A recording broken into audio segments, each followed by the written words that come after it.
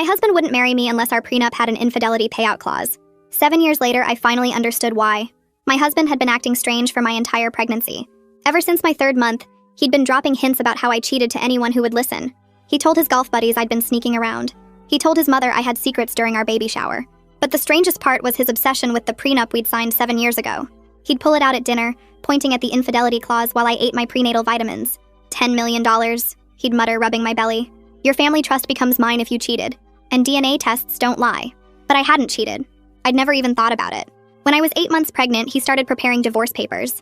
I found them in his desk drawer after a panic attack sent me searching for my anxiety medication. He'd already filled in the grounds. Adultery. The amount he wanted. $10 million. The evidence section was blank, but he'd written "coming soon" in pencil. My water broke on a Tuesday morning. Instead of worrying or rushing me to the hospital, Sean practically celebrated. He called his entire family to witness the birth. His lawyer was on standby outside the delivery room. He brought 3 cameras in with him. This is going to be the best day of my life, he told the nurse while I screamed through contractions. My wife's about to learn that choices have consequences. The nurse looked uncomfortable. I begged him to focus on our baby. But Sean kept pacing, going outside to talk to his lawyer, telling everyone in the room that they were about to witness something incredible. After 10 hours of labor, our daughter was born. The room went completely silent. The baby was beautiful, perfect, and unmistakably mixed race with light brown skin and textured hair. I stared in absolute shock. That's impossible, I whispered, looking at my biracial child. I hadn't been with anyone else. Ever. Sean, however, erupted in celebration. Yes! He literally screamed. I knew it! Doctor, please document the baby's appearance. I need that on record. He was already discussing with his lawyer.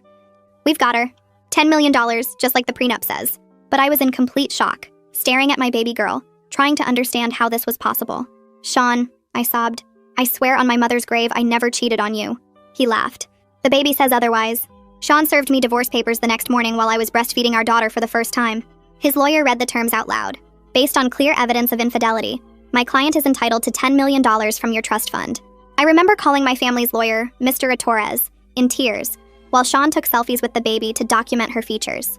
He arrived within 2 hours, looked at the papers, then looked at my daughter. Don't sign anything. Don't agree to anything. I'm going to investigate. Sean laughed so hard the baby started crying. 2 weeks for what? Look at the mutt. She's mixed. He actually pointed at our newborn saying it.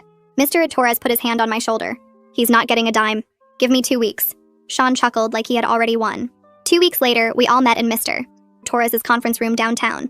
Sean showed up with champagne, already celebrating his victory. He'd been posting on social media about his cheating wife and how DNA doesn't lie.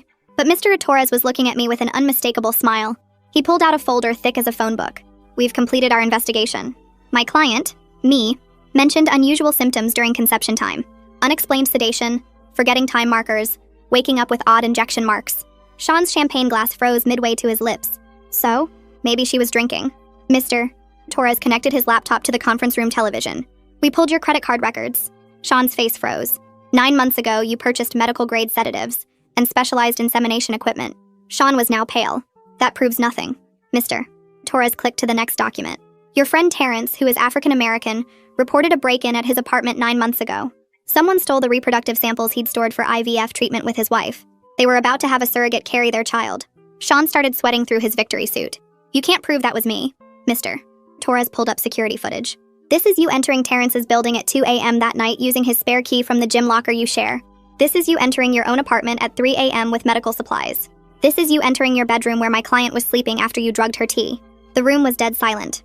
Mr. Torres turned to face Sean directly. You inseminated your own wife while she was unconscious with stolen genetic material to trigger your prenup's infidelity clause. That's assault. That's theft. That's fraud. The prenup is void. You get nothing. And you're going to prison for what you did to both Sarah and Terrence. Sean stood up and bolted for the exit. I thought we'd won. I had no idea Sean had a backup plan because he'd already mapped out every exit in the building weeks ago. Mr. Torres grabbed his phone and started barking orders to building security, while Sean bolted from his chair and sprinted toward the parking garage. I watched through the conference room windows as security guards rushed to lock down the main exits. Within minutes, they had every door covered, but Sean had vanished through a service entrance near the loading dock that nobody even knew existed. My baby started crying in my arms, and I realized I'd been squeezing her too tight. Mr. Torres was already on another call with the police describing Sean's height and weight and what he was wearing. My hands shook so bad I couldn't hold her bottle steady. The formula kept spilling on her tiny outfit while Torres gave them Sean's license plate number. The security guard came in with his tablet showing footage from 20 different cameras. We watched Sean duck into a stairwell, then emerge on a lower level where he'd apparently stashed supplies. He changed his shirt and put on a baseball cap before walking calmly to a side street. The timestamp showed he'd reached a black sedan in under 3 minutes. He'd parked it there days ago according to the meter receipts the guard pulled up. This wasn't panic. This was a plan he'd practiced. Mr. Torres made more calls while I tried to process what just happened. He got through to a judge he knew and started explaining our emergency situation. Within 2 hours, we had paperwork for temporary custody, giving me full rights until Sean could be found. The judge signed it immediately after hearing about the assault charges. That night, I couldn't close my eyes without seeing Sean's face. Every car that drove past our house made me jump up and check the locks. I kept peeking through the curtains, expecting to see him standing in the yard. The baby slept in her crib next to my bed, but I kept checking she was still breathing. Around 3 in the morning, I heard footsteps on the porch and almost called 911 before realizing it was just the neighbor's cat. The next morning, Terrence called while I was feeding the baby. His voice cracked when he told me how violated he felt, knowing Sean had stolen their future child's genetic material. His wife was in therapy trying to understand how someone could do something so sick. They'd been saving for years to afford IVF, and now their samples were gone forever. He said they wanted to help prosecute Sean for everything he'd done to all of us. 3 days went by with no sign of Sean anywhere. Then the police called Torres saying Sean's credit card had been used at a gas station 200 miles north. The security footage was too blurry to confirm it was him, but the purchase was for gas and camping supplies. They issued an arrest warrant for assault, theft, and fraud that same afternoon. Federal charges were possible since he'd crossed state lines while fleeing. Torres kept digging into Sean's past and found something that made my skin crawl. Bank records showed Sean had been researching fertility clinics for over a year before our baby was conceived. He'd studied Terrence's work schedule and knew exactly when he'd be at the gym versus home. He'd withdrawn $50,000 in cash the week before I gave birth. The paper trail went back 14 months showing doctor visits and medical supply purchases. He'd even taken an online course about fertility treatments using a fake name. I couldn't stay in our house anymore knowing what he'd done to me there. Every room felt contaminated by his presence. The kitchen where he'd made me tea that night. The bedroom where he'd assaulted me while I was unconscious. Even the nursery we'd painted together felt like a lie. My parents came to help me pack, and we moved everything important to their house across town. They set up the guest room for me and the baby, while Dad installed new locks on all their doors. Mom stayed up with me when I had panic attacks in the middle of the night. 10 days after Sean ran, his mother called me sobbing. She kept saying her son would never do something so horrible and there must be some mistake. She accused me of framing him and said I'd always been after his money. But when Torres sent her the security footage and medical records, her voice went quiet. She hung up without saying goodbye, and I never heard from her again. Torres said she'd probably known something was wrong but couldn't face it. The police expanded their search, but Sean had gone completely dark after that gas station purchase. No phone calls, no credit cards, no contact with anyone we knew. Detectives thought he might be camping somewhere remote or had fake documents prepared. Torres hired a private investigator to track down any properties Sean might own under shell companies. We discovered he'd been moving money around for months before the birth. He'd opened accounts under false business names and transferred funds offshore. Everything pointed to this being planned since before I even got pregnant. A week passed with no word from Sean until the bank called Torres about someone trying to access our joint investment account from a computer in Nevada. The bank's security team had flagged the login attempt immediately and frozen the account before any money could be moved. Torres contacted the FBI right away since Sean had crossed state lines while running from assault and fraud charges. That same afternoon, Miranda Winters from the prosecutor's office called to say she was taking over the case personally. She'd handled dozens of assault cases like mine and promised she'd push for the maximum charges once they caught Sean. I started getting these creepy calls from blocked numbers where someone would just breathe into the phone for 30 seconds, then hang up. It happened 5 times in 2 days, always when I was alone with the baby. Torres got the phone company involved and they traced the calls to different burner phones bought with cash around Phoenix. That's when Torres brought in Alessandro Roman, this private investigator who specialized in finding people who didn't want to be found. Alessandro spent 3 days tracking Sean's movements through security cameras and credit reports. He discovered Sean had rented an apartment in Phoenix under the name Michael Roberts, paying 3 months upfront in cash. Sean had been careful, using only cash and staying away from places with cameras, but he made one stupid mistake. He used his real driver's license at a pharmacy to pick up his anxiety medication. The pharmacist remembered him because Sean had argued about the price and demanded to speak to the manager. Alessandro called the FBI with the apartment address, and they moved fast. At 4 in the morning, 6 agents surrounded Sean's Phoenix apartment while he was sleeping. They broke down the door and found him trying to flush documents down the toilet. Sean kept yelling that I'd consented to everything, that it was all part of our plan to have a baby. But the agents found 3 journals in his closet with detailed plans about drugging me and stealing Terrence's genetic material. One journal entry from 14 months ago outlined exactly how he'd trigger the prenup's infidelity clause. Another entry calculated how long it would take to get the $10 million after the baby was born. The FBI flew Sean back for his perp walk 2 days later. Reporters packed the sidewalk outside the federal building, shouting questions while Sean kept his head down. His expensive Italian suit was gone, replaced with an orange jumpsuit that made him look small and defeated. The smug smile he'd worn in Torres's conference room had completely disappeared. At the arraignment 3 days later, Sean stood before Judge Kieran McGill and pleaded not guilty to all charges. His lawyer argued for reasonable bail, saying Sean had strong community ties and wasn't a flight risk. Judge McGill actually laughed at that, pointing out Sean had literally fled to another state with $50,000 in cash. The judge set bail at $2 million, which Sean couldn't pay without accessing his frozen assets. His lawyer tried to argue that was excessive, but McGill shut him down fast. 2 weeks later, I had to testify before a grand jury about the night Sean drugged and assaulted me. The prosecutors showed the security footage while I described waking up confused the next morning with injection marks on my thigh. I threw up twice during my testimony. Once when they showed pictures of the medical equipment Sean had bought. But I kept going, speaking clearly about every detail I could remember for my daughter's sake. The grand jury took less than an hour to indict Sean on 12 separate counts. Miranda Winters called me afterward to say it was one of the strongest cases she'd ever presented. The charges included sexual assault, reproductive coercion, theft of genetic material, fraud, and conspiracy. Each count carried serious prison time, and Miranda said they'd push for consecutive sentences, not concurrent ones. Sean's lawyer tried one last desperate move at the preliminary hearing. He argued the prenup itself proved I must have consented to avoid losing $10 million from my trust fund. He actually stood there claiming no woman would risk that much money unless she'd agreed to the plan. Torres destroyed that argument in under 5 minutes. He showed the court that the prenup was signed 7 years before Sean even met Terrence or started planning this scheme. The timeline made it impossible for me to have known about or agreed to Sean's plan. The judge dismissed the defense's motion and set a trial date for 3 months out. Sean would stay in jail until then since he couldn't make bail, and his lawyer was already talking about a plea deal. Miranda told me they'd offered 15 years if he admitted guilt, but Sean had refused, still insisting I'd been part of the whole thing. 3 days later, Terrence called me while I was feeding the baby her morning bottle. His voice cracked when he told me about the civil lawsuit his lawyer had filed against Sean. He and his wife had spent months planning their IVF journey before Sean stole their samples from the fertility clinic's storage. The violation had sent them both into counseling to deal with the trauma of their reproductive material being weaponized. Their therapist recommended they take legal action as part of their healing process. The lawsuit sought damages for emotional distress, theft of genetic material, and the cost of their ruined IVF cycle. Terrence's wife couldn't even look at baby pictures anymore without breaking down in tears. They'd already picked out names for their future child before Sean destroyed everything. The next morning, a woman from Child Protective Services knocked on my parents' door where I was staying. Evie Schaefer showed her badge and explained she needed to evaluate my daughter's living situation given the criminal case. She spent 4 hours watching me care for the baby, checking the nursery, and asking detailed questions about our daily routine. She examined the baby's medical records, vaccination schedule, and noted how alert and responsive my daughter was during feeding. My mother showed her the security system we'd installed and the baby monitor in every room. Evie took photos of the fully stocked changing table, the organized formula station, and the safety gates we'd put up. She interviewed my parents about their support role and watched me soothe the baby when she got fussy. After reviewing everything, Evie wrote in her report that my daughter was thriving despite the circumstances surrounding her birth. She noted the strong family support system and my attentive care as positive factors. The report would help counter any custody challenges Sean might attempt from prison. That same week, Sean's mother finally called after weeks of silence since seeing the evidence. She was crying so hard I could barely understand her at first. She admitted she'd noticed Sean acting strange for months before the baby was born. He'd been researching medical procedures online and had become obsessed with reading the prenup over and over. She'd found receipts for medical supplies in his car, but he'd told her they were for a friend.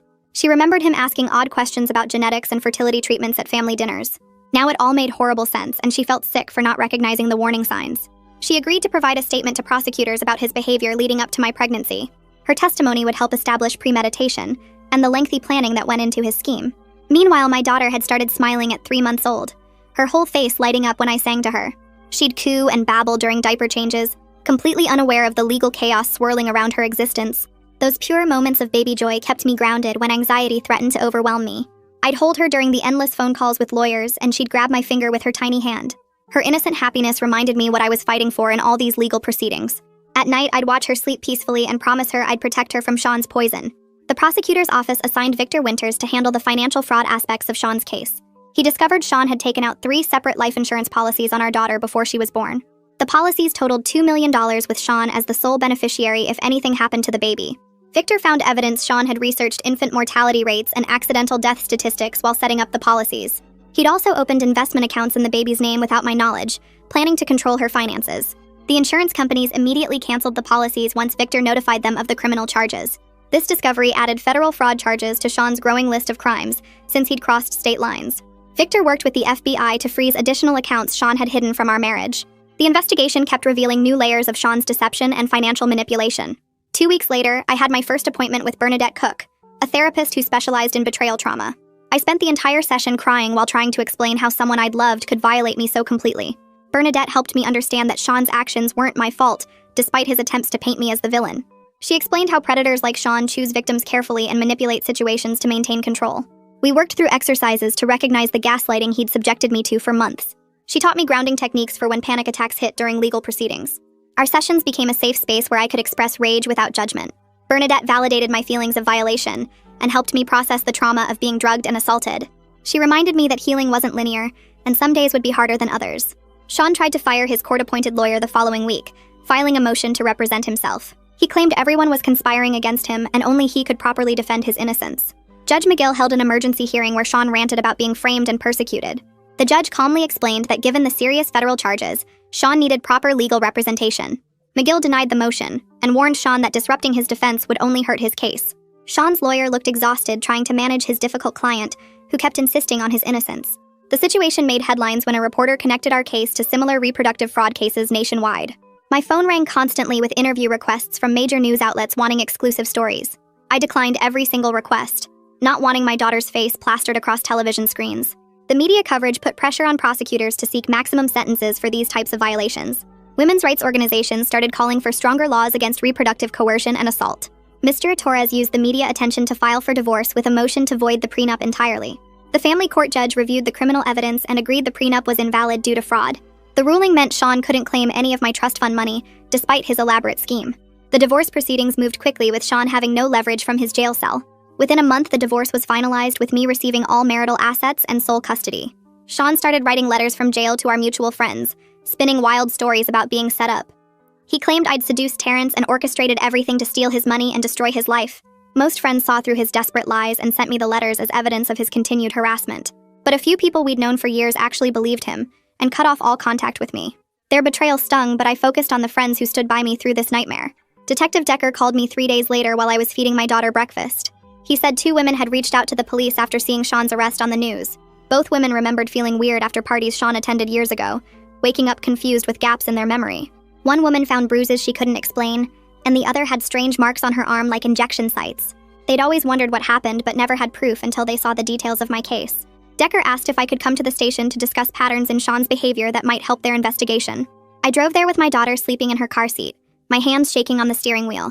The detective showed me photos from parties dating back 5 years where Sean appeared in the background near these women. My stomach turned seeing his face in photo after photo, always watching, always planning. The prosecutor Miranda called that afternoon to say they were adding the new charges, even though proving them would be harder without physical evidence. She explained that showing Sean's pattern of drugging women would strengthen my case, and might convince a jury he was dangerous enough for maximum sentencing.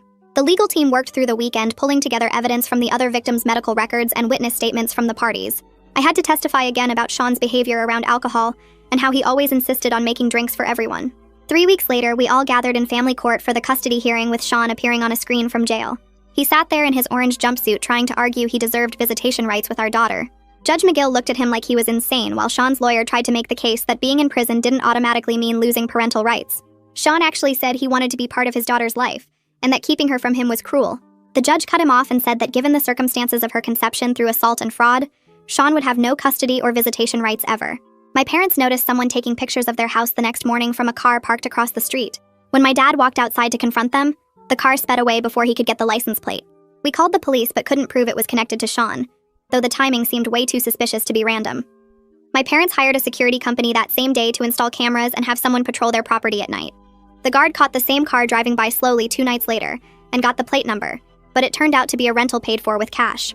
Bernadette spent our next 3 sessions helping me write my victim impact statement for the criminal trial. She had me start by just talking about how Sean's actions affected me while she took notes. Then we organized everything into a clear statement that explained the violation, the betrayal, and the ongoing trauma without getting too emotional or unfocused. Writing it down made everything feel more real, but also gave me a sense of control over my own story. I practiced reading it out loud until I could get through it without crying. Sean's lawyer filed motion after motion trying to get access to his frozen bank accounts for his defense. The judge reviewed his finances and found millions in investments, but ruled most would stay frozen for victim restitution. Sean got furious during the hearing, yelling that it was his money and we were stealing from him. The judge reminded him that committing crimes meant facing financial consequences too. His lawyer looked exhausted, trying to calm him down. 6 months crawled by with endless legal meetings and court dates before Sean's lawyer finally convinced him to take a plea deal. The evidence was so overwhelming that going to trial would mean risking life in prison. Sean would plead guilty to all charges in exchange for 25 years. Plus, he'd have to register as a sex offender and pay restitution to all victims. Miranda called to tell me the news, and I just sat on my kitchen floor crying with relief that I wouldn't have to face a full trial. The sentencing hearing arrived 2 weeks later on a cold Tuesday morning. I wore the black suit Bernadette suggested would make me look strong and serious. The courtroom was packed with reporters, victims' advocates, and both families. Sean sat at the defendant's table in a suit that hung loose on him after months in jail. When the judge called for victim statements, I walked to the podium with my paper shaking in my hands.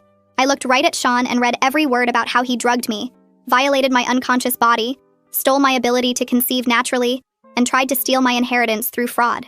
I described waking up confused those mornings 9 months before our daughter's birth, the injection marks I'd ignored, the trust he'd destroyed. I told the court how our daughter would grow up knowing her biological father was a predator who saw her as a tool for money. Sean stared at the table the whole time, his jaw clenched tight. When I finished and walked back to my seat, Terrence stood up to give his statement. His wife held his hand as he walked forward.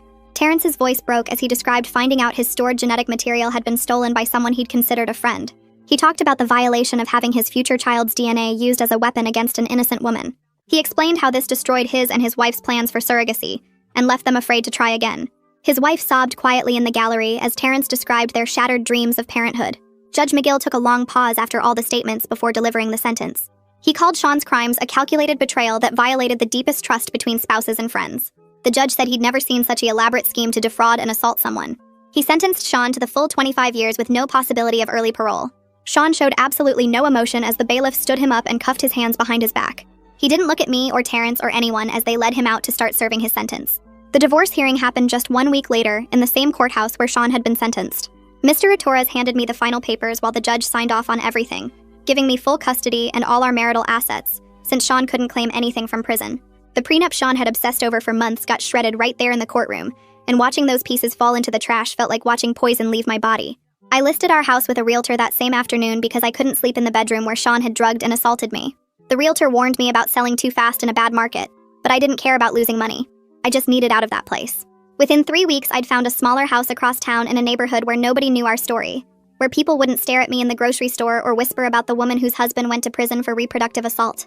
Moving day came on a rainy Thursday with my parents helping pack boxes while my daughter napped in her car seat. The movers kept asking about the empty spaces where Sean's things used to be, and I just told them we were downsizing. I carried my daughter into our new home and set up her crib first, then unpacked her toys and clothes before touching anything of mine. That first night in the new house, I actually slept through until morning without waking up in panic. A card arrived 2 days later from Terrence and his wife with a photo of them at an adoption agency. They wrote that they'd decided to pursue adoption instead of trying IVF again after what happened with their stolen samples. They said they didn't blame my daughter for any of Sean's crimes and wished us peace in our new life. I cried reading their words because I'd been so scared they'd hate us forever. My daughter started crawling around the new living room, exploring every corner and pulling herself up on furniture.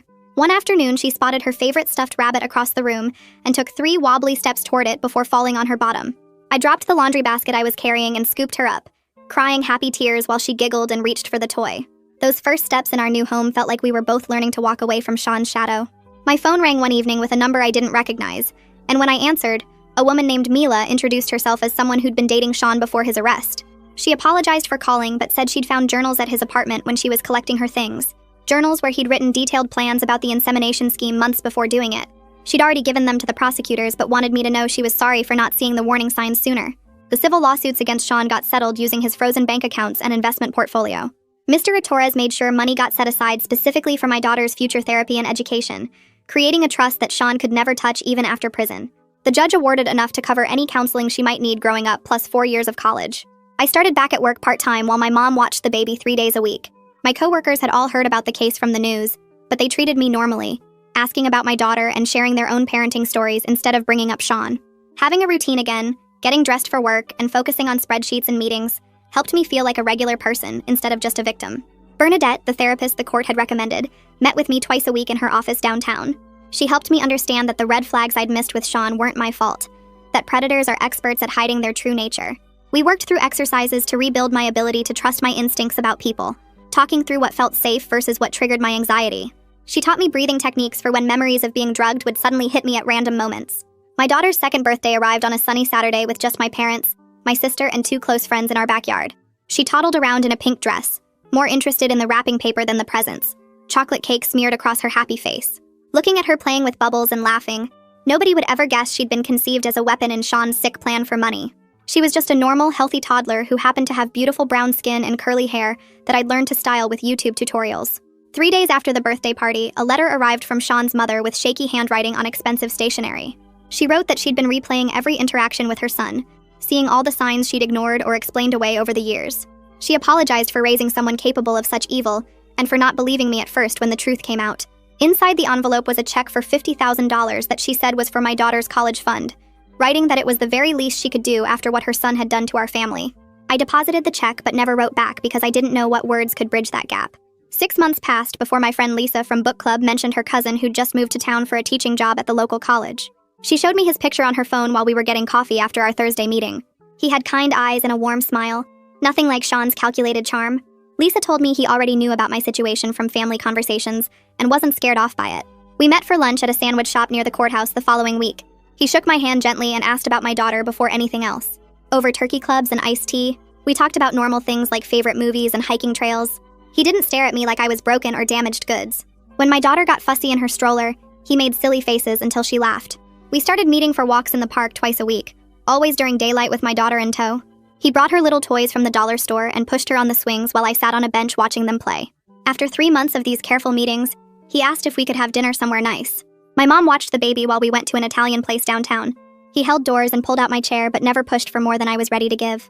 The notification about Sean's parole hearing came 3 years after his sentencing, delivered by certified mail on a Tuesday afternoon.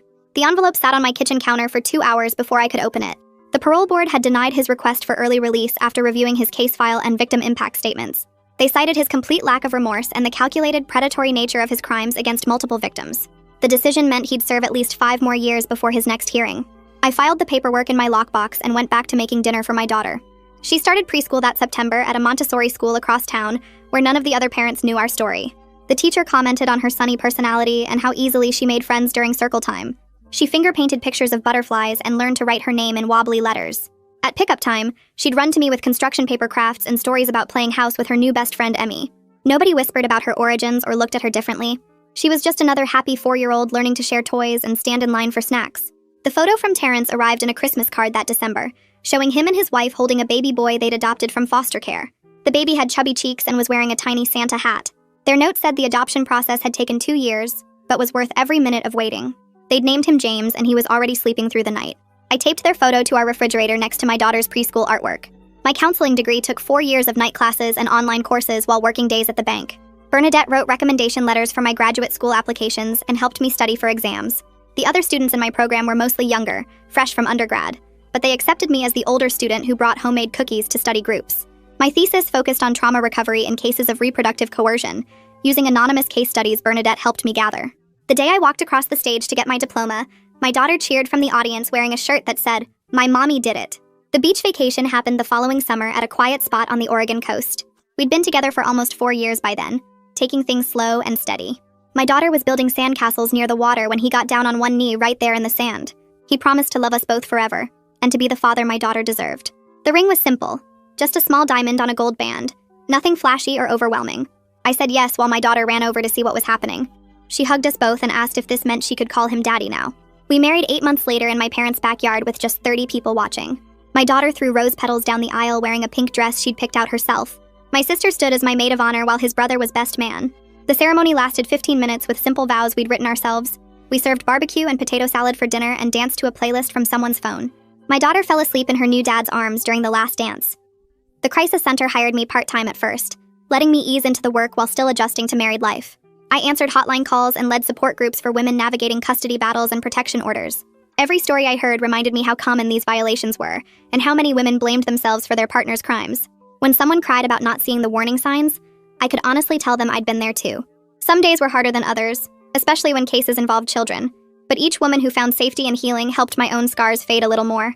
My daughter turned 8 when she started asking real questions about why she looked different from her dad.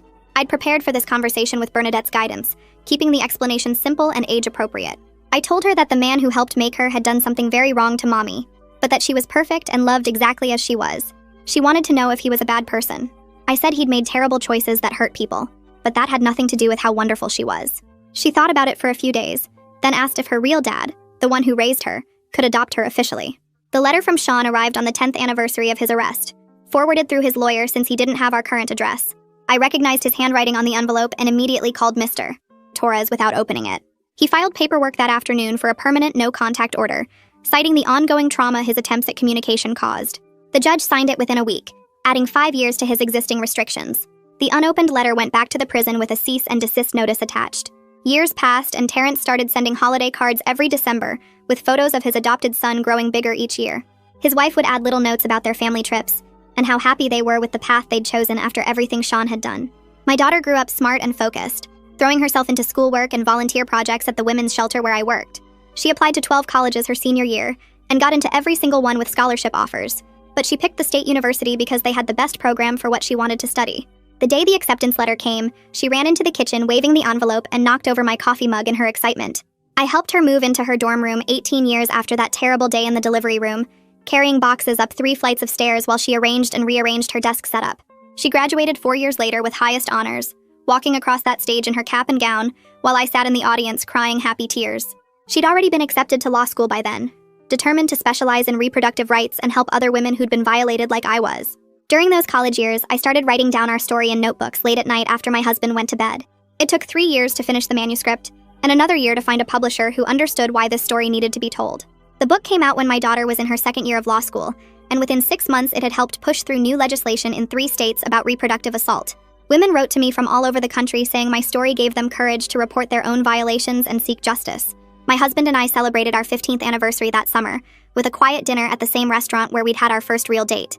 He held my hand across the table and told me how proud he was of everything I'd built from the ashes of what Sean tried to destroy. We'd added 2 more kids to our family by then, both boys who adored their older sister and had no idea about the darkness that brought her into our lives.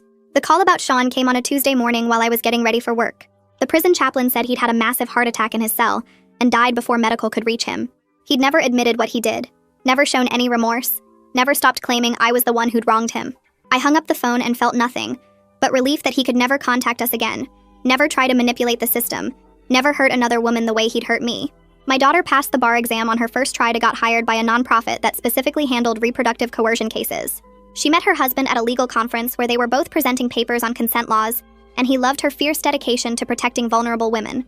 They got married in my parents' backyard just like I had, with her brothers as ring bearers and me giving a toast about how she'd turned our worst nightmare into her life's purpose. She's handled over 200 cases now, getting justice for women who thought they'd never be believed, changing laws state by state to make sure what happened to us can't happen to others. Sometimes I look at her in court, arguing passionately for her clients, and I remember that tiny baby in the delivery room who Sean thought would be his golden ticket. He spent 7 years planning to destroy me for money, but instead he created a daughter who's devoted her life to stopping men like him. His darkness gave birth to so much light, not just in her, but in all the women she's helped, and all the laws she's changed. Every holiday card from Terrence, every graduation, every anniversary, every victory in court proves that Sean failed completely. He wanted $10 million and got 25 years in prison before dying alone. He wanted to break me and instead made me stronger than I ever knew I could be. He wanted to destroy my family and instead gave me a daughter who changes the world every single day. That's the full breakdown. If even one part stuck with you, then it did its job. Subscribe if you want to keep learning through these.